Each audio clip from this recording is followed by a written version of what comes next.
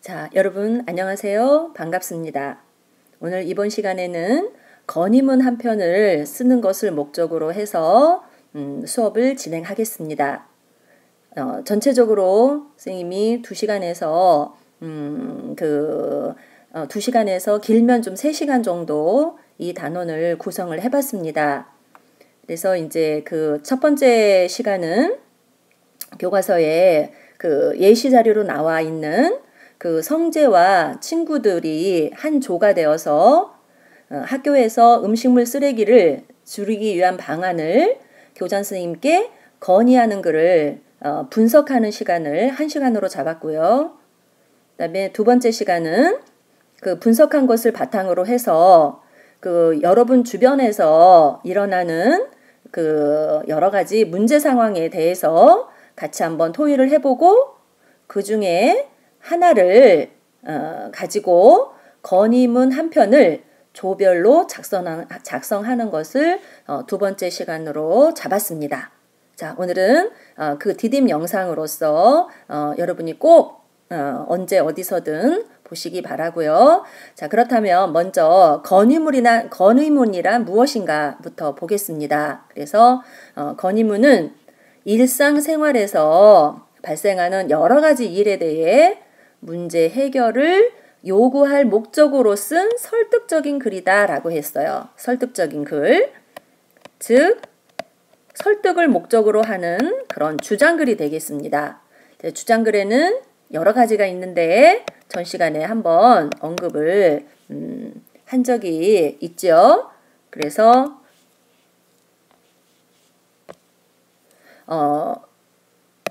주장글에는 대표적으로 그렇죠? 논설문이 있죠. 논설문. 그리고 신문이나 잡지에 주로 싣는 개인적인 그런 의견인 칼럼이 있고요. 그 다음에 신문사의 대표의 의견인 사설이 있습니다. 그리고 또 주장글에는 지금 우리가 한 뭐예요? 그쵸? 건의문이 있습니다. 건의문. 네, 한 가지 좀 다른 점은 논설문이나 칼럼이나 사설은 그 대상이 뚜렷하지 않죠. 즉 불특정 다수를 그 대상으로 하고 있지만 건의문은 그 대상이 뚜렷합니다. 즉 건의할 대상이 확실한 거죠. 자, 그것이 이제 차이점이라고 볼 수 있겠습니다. 즉 건의문은 직접적인 문제 해결을 목적으로 하고 있어요. 직접적인 문제 해결을 목적으로 한다 라는 것이죠. 자, 그렇다면 좀 전에 설명했듯이 건의문의 특징을 보면 건의하는 대상이 뚜렷하고 대상이 뚜렷하기 때문에 그 대상에 맞는 격식과 예절이 필요하고요. 그리고 해결과 요구사항의 수용을 목적으로 하고 있다라는 것입니다.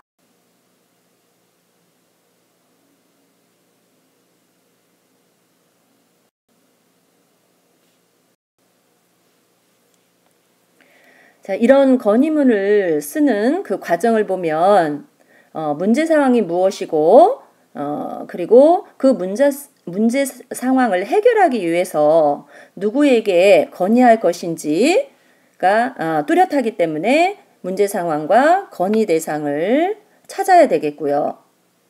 그 다음에 그 문제 상황을 해결할 해결 방안을 여러 가지 자료를 통해서 찾아야겠죠. 그래서 예를 들어 여러분이 이제 개인적인 거라고 한다면 그런 개인적인 경험에서 찾을 수도 있겠고요. 여기 교과서에 제시된 성재와 그 친구들 그 조는 신문 기사에서 찾았어요. 신문 기사에서.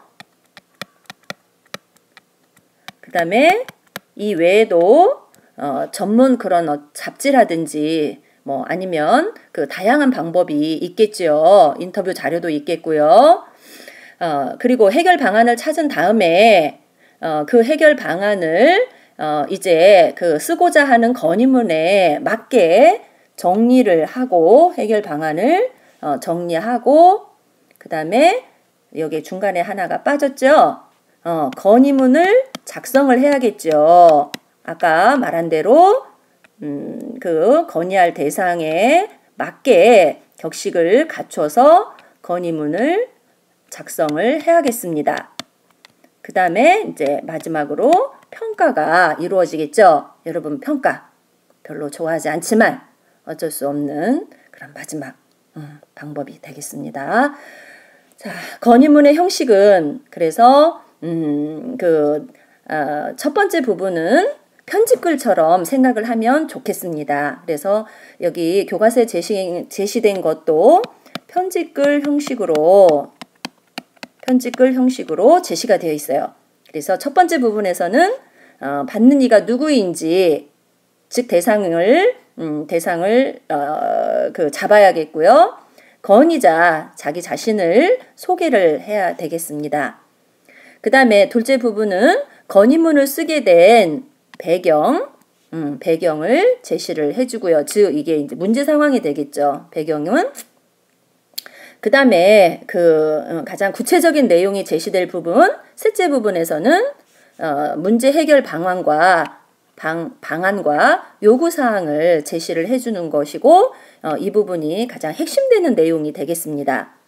그 다음에 넷째 부분은 마무리, 끝인사, 그리고 당부와 마무리, 그 다음에 뭐 날짜 이런 것 등이 들어가겠습니다. 자, 마지막 건의문 쓸 때 어떤 점에 주의해야 되나요? 그렇죠.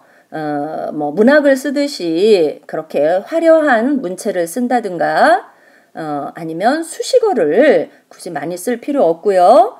내용을 간결하고 분명하게 작성을 해야겠고 계속 강조하죠.